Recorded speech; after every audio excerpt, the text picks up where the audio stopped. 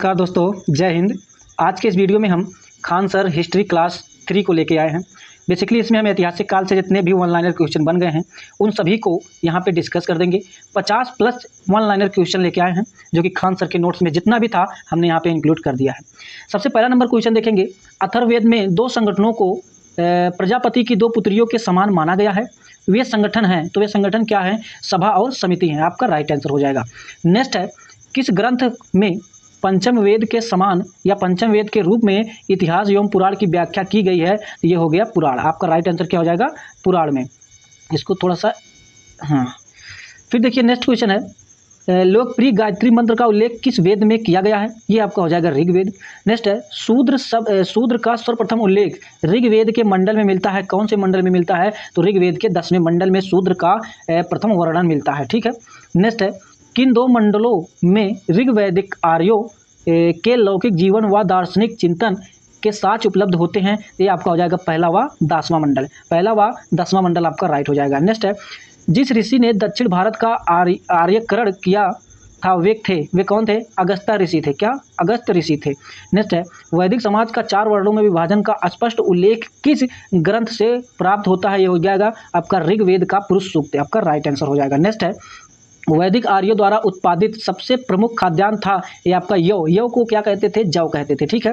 Next है, पुनर्जन्म के सिद्धांत का प्रथम साक्ष्य या प्रथम स्पष्ट साक्ष्य किस ग्रंथ में प्राप्त होता है? ये हो जाएगा बृहदारण्यक उपनिषद में हो जाएगा। ठीक है। अगर इसका आपका पीडीएफ चाहिए, इसको यानी कि इसका पीडीएफ अगर आपको चाहिए तो आपको टेलीग्राम का लिंक डिस्क्रिप्शन में मिल जाएगा, वहाँ पे आप ज्वाइन कर लीजिएगा। यहाँ ये पीडीएफ वहाँ पे अपलोड कर दिया जाएगा। ठीक है। नेक्स्ट है, किस अधिकारी को राज निर्माता के रूप में जाना जाता था? ये हो जाएगा आपका ग्रामीणी। नेक्स्ट है, ऋग्वैदिक काल के लोग इंद्र का किस प्रयोजन से आह्वान करते थे या आह्वान करते थे? ये हो जाएगा भौतिक सुख एवं विजय के लिए। नेक्स्ट है, किस वेद पर विद्वानों द्वारा सर्वप्रथम भाष्य लिखे गए हैं? ये हो जाएगा आपका यजुर्वेद, क्योंकि यजुर्वेद जो है गद्य और पद्य दोनों में लिखा गया था।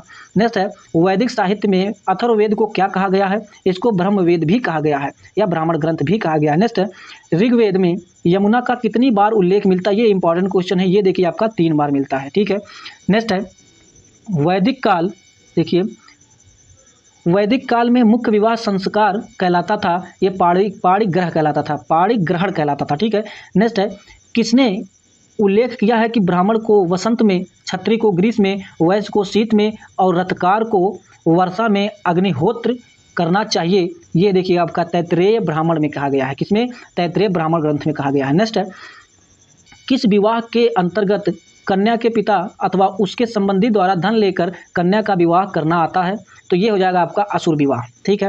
नेक्स्ट है, किस वेदांग में से हमें शब्दों की व्युत्पत्ति के संबंध में पता चलता है? ये होगा आपका निरुक्त। ठीक है। क्या हो जाएगा आपका? निरुक्त आंसर राइट हो जाएगा। नेक्स्ट है, ऋग्वैदिक सभ्यता मुख्यतः किन क्षेत्रों में केंद्रित थी? ये हो जाएगा आपका पंजाब व दिल्ली। नेक्स्ट है, ऋग्वेद में 10वें मंडल में किसका उल्लेख पहली बार मिला है या मिलता है? तो शूद्र का उल्लेख पहली बार मिलता है।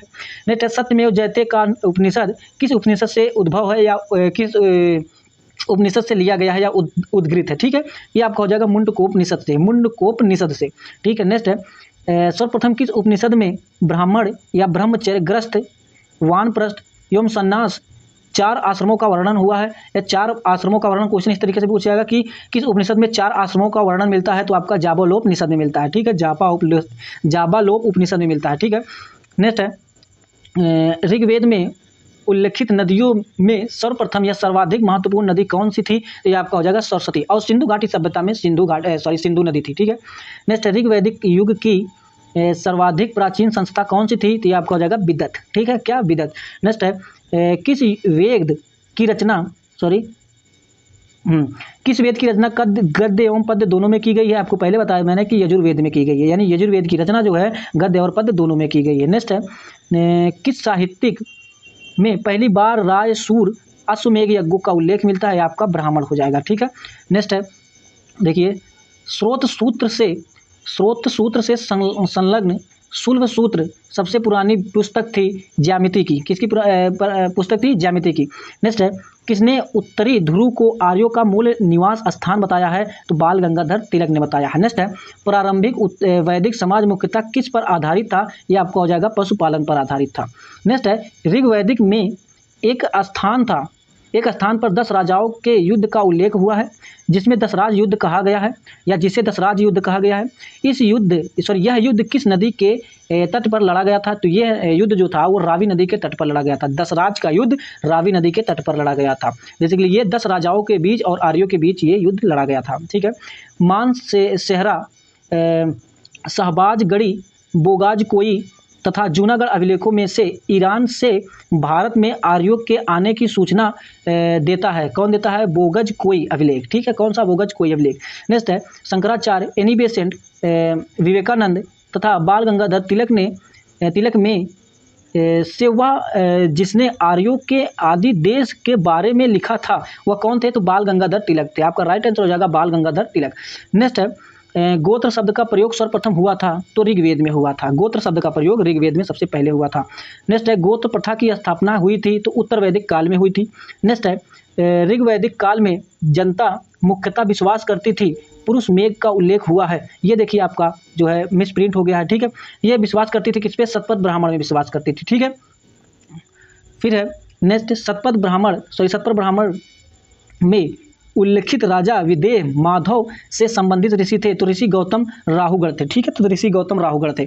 नेक्स्ट अगर हम क्वेश्चन की बात करें तो सिंधु घाटी कह रहे हैं तो सिंधु, सरस्वती, वितस्ता तथा यमुना में से वह नदी जिसे ऋग्वेद में मातेत्मा या देवीत्मा एवं नदीत्मा के रूप में संबोधित किया गया वह नदी है सरस्वती। ठीक है।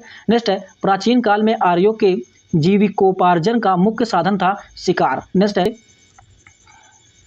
महाभारत मूलतः जानी जाती थी तो जय संहिता के रूप में। नेक्स्ट है हिंदू पौराणिक कथा के अनुसार समुद्र मंथन हेतु जिस सर्प ने रस्सी के रूप में स्वयं को प्रस्तुत किया वह है तो वासुकी। ठीक है। श्रीमद् भगवद गीता उपनिषद में ऋग्वेद की मूल लिपि थी तो आपका ब्राह्मणी हो जाएगा। क्या? ब्राह्मी लिपि हो जाएगा।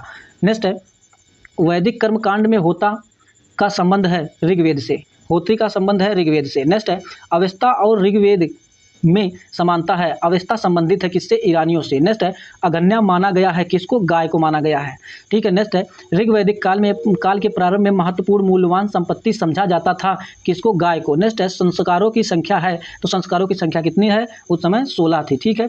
फिर जीविकोपार्जन हेतु वेद वेदांग पढ़ाने वाला अध्यापक कहलाता था, उपाध्याय कहलाता था। नेक्स्ट है वैदिक युग में प्रचलित लोकप्रिय शासन प्रणाली थी तो वंश परंपरागत राजतंत्र थे। ठीक है।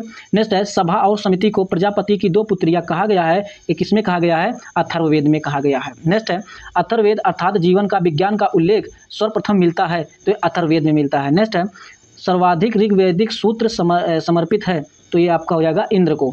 नेक्स्ट है ऋग्वेद में इंद्र के बाद सर्वाधिक संख्या में मंत्र संबोधित है अग्नि को। देखिए इंद्र को 250 बार उनका उल्लेख मिला है और अग्नि को 200 बार इनका उल्लेख मिला है। ठीक है। नेक्स्ट है ऋग्वेद में युद्ध देवता समझा जाता था किसको? इंद्र को समझा जाता था। नेक्स्ट है पूर्व वैदिक आर्यों का सर्वाधिक लोकप्रिय देवता था, ये भी आपका हो जाएगा इंद्र। नेक्स्ट है गायत्री मंत्र के नाम से प्रसिद्ध मंत्र सर्वप्रथम मिलता है कहाँ? ऋग्वेद में मिलता है। ठीक है। आशा करता हूँ कि सारी की सारी चीज़ें आपको यहाँ पे समझ में आई होंगी। ठीक है। तो नेक्स्ट वीडियो में हम बात करेंगे किसकी? जैन धर्म के बारे में। ठीक है। तो वीडियो को लाइक जरूर करिएगा, चैनल को सब्सक्राइब करिए। Thanks for watching. मिलते हैं नेक्स्ट वीडियो में, तब तक के लिए जय हिंद, जय भारत।